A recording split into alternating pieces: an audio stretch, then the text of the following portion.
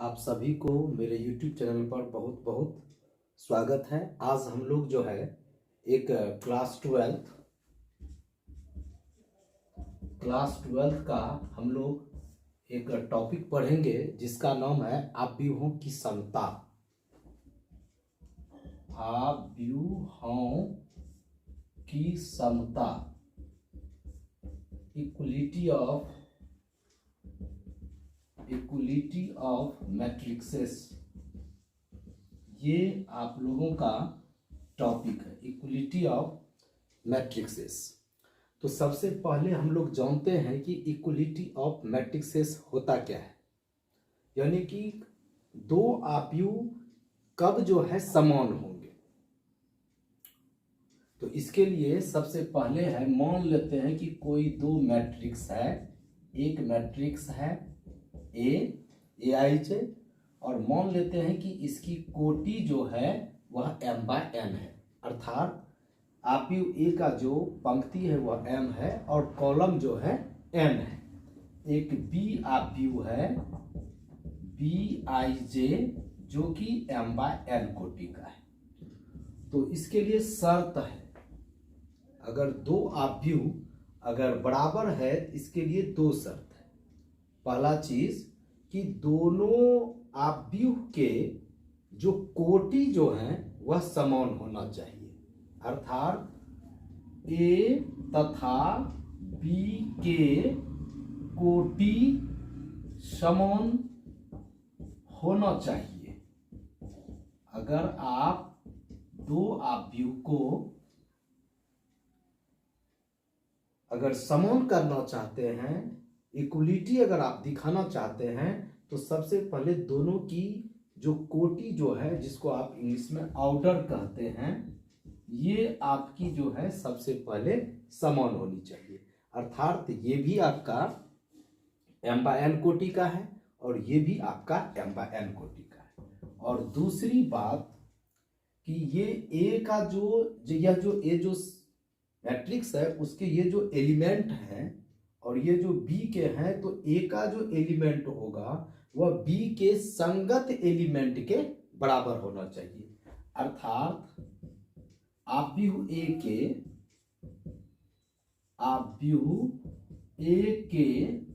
अवयव, जैसे यहां है आपका AIJ जो है वह आव्यूह B के संगत अवयव यानी कि BIJ जो है वह क्या हो, समान हो। अगर समान हो तब हम लोग कहेंगे कि यह A जो है वह किसके बराबर है, B के बराबर है। यानी कि हम लोग अगर एग्जाम्पल की बात करें तो हम लोग कहेंगे कि A इक्वल्स टू एक मैट्रिक्स लेते हैं 2 3 4 7 और B इक्वल्स टू लेते हैं 2 3 4 7। तो सबसे पहले हम लोग देखते हैं कि ये A जो मैट्रिक्स है इसकी कोटि आपका 2/2 हो गया और B जो मैट्रिक्स है उसकी भी कोटि 2/2 हो गया। तो सबसे पहले आप लोग यहां चलें कि अगर A और B अगर दोनों समान होंगे अर्थात बराबर होंगे, तो सबसे पहले उनकी कोटियां जो है वह समान होनी चाहिए। देखिए दोनों की कोटि जो है वह समान है, अर्थात दोनों यहां 2/2 का है। दूसरी बात, आव्यूह A के अवयव, जैसे ये सब आव्यूह, ये जो आव्यूह A है उसके ये सब अवयव हैं। All these are elements of matrix A। तो इसके जो संगत अवयव हैं, क्या लिखा है, आव्यूह B के संगत अवयव क्या हो, समान हो। अर्थात दो का इसका संगत अवयव क्या होगा, ये होगा। ये पहले रो का पहला कॉलम है, ये भी पहले रो का पहला कॉलम है। ये पहले रो का दूसरा कॉलम है, ये भी पहले रो का दूसरा कॉलम है। ये दूसरे रो का पहला कॉलम है, ये भी दूसरे रो का पहला कॉलम है। और ये दूसरे रो का दूसरा कॉलम, ये भी दूसरे रो का दूसरा कॉलम। तो हम लोग यहाँ देखते हैं कि ये इसके समान है, ये इसके समान है, ये इसके समान और ये इसके समान, तब हम लोग कहेंगे कि यह जो है ए जो है वह किसके बराबर है, बी के बराबर है। तो इस पे हम लोग एक जो है एग्जाम्पल देखेंगे कि जैसे कि इस पे क्वेश्चन जो है दे देता है, कभी कभी 1 नंबर का दे देता है एग्जाम में, ऑब्जेक्टिव में अक्सर क्वेश्चन जो है दे देता है कि अगर कोई दो मैट्रिक्स अगर इक्वल है तो उसमें से एक्स वाई जेड का मान कैसे निकलेगा। तो एक हम क्वेश्चन पहले लेते हैं।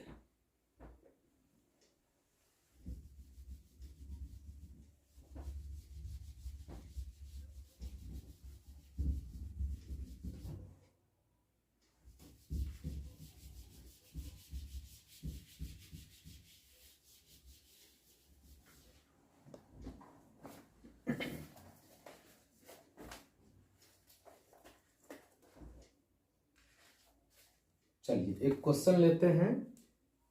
कहता है कि निम्नलिखित समीकरणों से एक्स वाई और जेड का मान आपको निकालना है। जैसे है 4x 3 5 equals to y 1 z and 5।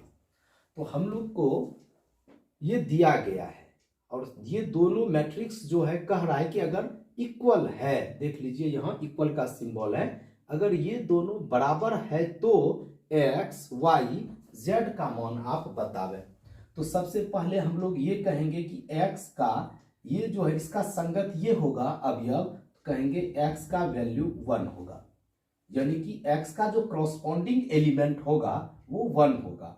और इसी तरह से कहेंगे कि y का क्या होगा भाई, 4 होगा, तो y इक्वल्स टू 4 एंड और z का कितना होगा 3, तो वैल्यू ऑफ z इज कितना हो जाएगा 3। तो हम लोग कहेंगे x का वैल्यू 1, y का वैल्यू 4 एंड z का वैल्यू कितना कहेंगे 3 कहेंगे। एक और क्वेश्चन हम लोग लेते हैं, बहुत अच्छा क्वेश्चन है।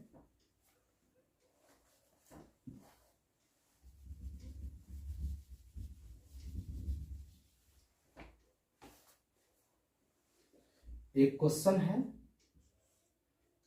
2a plus b 5c minus d और a माइनस 2b और 4c प्लस 3d, ये आपका इसके इक्वल है 4 11 माइनस 3 एंड 24। तो यहाँ कहता है कि a b c और d का जो है मान आपको निकालना है। तो बिल्कुल आप आसान तरीके से निकाल सकते हैं। ये जो है ये इसके बराबर होगा, ये आपका इसके बराबर हो जाएगा और ये आपका इसके बराबर हो जाएगा और इसका संगत ये है तो ये आपका इसके बराबर हो जाएगा। तो हम लोग कहेंगे देयरफॉर ये इसके बराबर, तो 2a plus b equals to 4 equation first मान लें और a minus 2b equals to minus 3 second मान लें, 5c minus d equals to 11 इसको आप 3 मान लें एंड हो जाएगा आपका 4c plus 3d equals to 24 इसको आप 4 मान लें।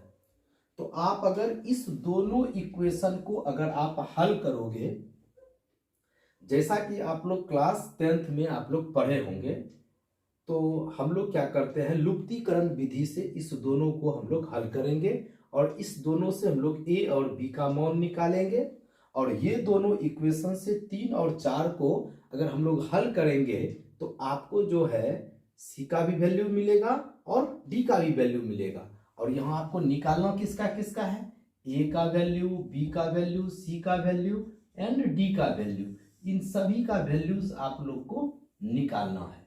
तो चलते हैं हम लोग यहाँ, तो लिखते हैं समीकरण 1 एवं 2 से। सबसे पहले लिखेंगे समीकरण 1 एवं 2 से, यानी कि equation from first and second. तो कितना हो जाएगा 2a plus b equals to 4 और हो जाएगा a minus 2b equals to minus 3।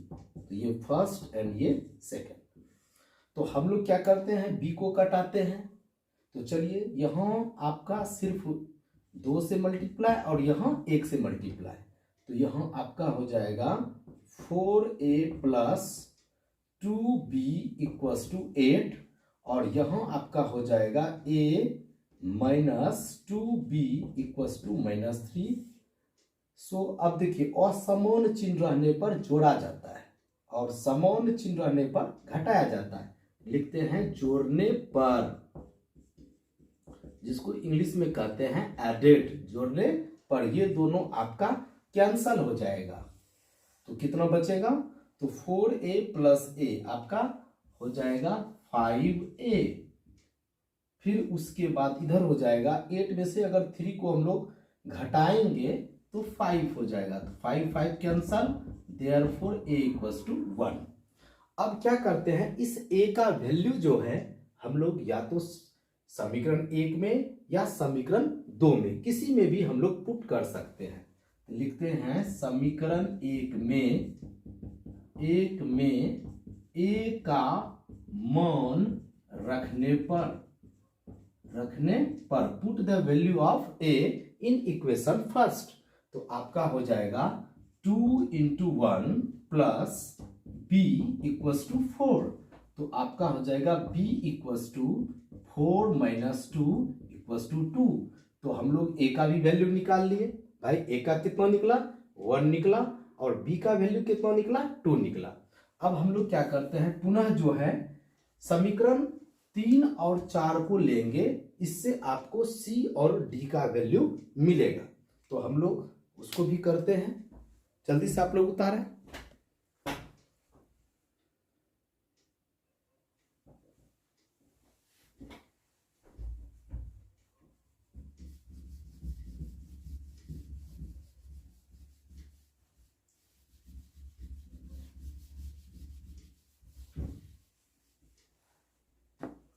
चलिए लिखते हैं हम लोग पुनः अगेन, कितना से समीकरण 3 एवं 4 से अगेन फ्रॉम इक्वेशन 3 एंड 4, तो हो जाएगा 5c minus d equals to 11, आपका थर्ड इक्वेशन हो गया, and 4c plus 3d equals to 24, ये आपका 4 हो गया। अब हम लोग अभी जैसे किए थे वैसे ही करेंगे, और आप लोग पहले से भी जानते हैं इस चीज को हल करने के लिए, इसको आप 3 से मल्टीप्लाई कर दीजिए और इसको आप 1 से मल्टीप्लाई कर दीजिए, तो हो जाएगा 3 5 15 हो जाएगा c, और माइनस कितना 3c हो जाएगा, और हो जाएगा 3 गुना 11 करेंगे तो 11 तिया 33 हो जाएगा, और इसको 1 से मल्टीप्लाई करेंगे तो नो चेंज हो जाएगा, तो कितना हो जाएगा 3d इक्वल्स टू 24। अब हम लोग फिर देखिए यहाँ प्लस है और यहाँ माइनस है, तो हम लोग फिर लिखेंगे जोड़ने पर, एडिड जोड़ने पर, तो अब ये मेरा कैंसल हो जाएगा, तो 15 4 अगर हम लोग जोड़ेंगे तो कितना हो जाएगा भाई 19 हो जाएगा, तो लोग लिखते हैं 19c, और इधर कितना हो जाएगा 4 3 7 और 3 2 5 हो जाएगा, 19 तिया 57, तो c का वैल्यू भी आप लोग कितना निकाले 3। अब एक बचा d का वैल्यू, तो d का वैल्यू हम लोग कैसे निकालेंगे, तो c का वैल्यू अगर समीकरण 3 में या समीकरण 4 में, ये आपके ऊपर निर्भर करता है, किसी में रख देंगे तो d का वैल्यू मालूम हो जाएगा। तो लिखते हैं हम लोग समीकरण 3 में, समीकरण 3 में c का मान रखने पर तो आपका हो जाएगा 5 into 3 minus d equals to कितना हो जाएगा 11 हो जाएगा, तो हो जाएगा 5 जाए 3 कितना 15 माइनस d इक्वल्स टू 11 हो जाएगा, तो दिस इंप्लाइज ये आपका उधर जाएगा और ये आपका इधर आ जाएगा, तो 15 माइनस कितना 11 इक्वल्स टू d, तो d इक्वल्स टू कितना निकला 4, तो आपका a का भी मान निकला, b का भी मान निकला, c का भी मान निकला और d का भी मान निकला। तो इसी तरह से जितना भी क्वेश्चन इस तरह का है आप लोग जो है बनाएंगे, हम आप लोगों को क्वेश्चन प्रोवाइड कर देंगे।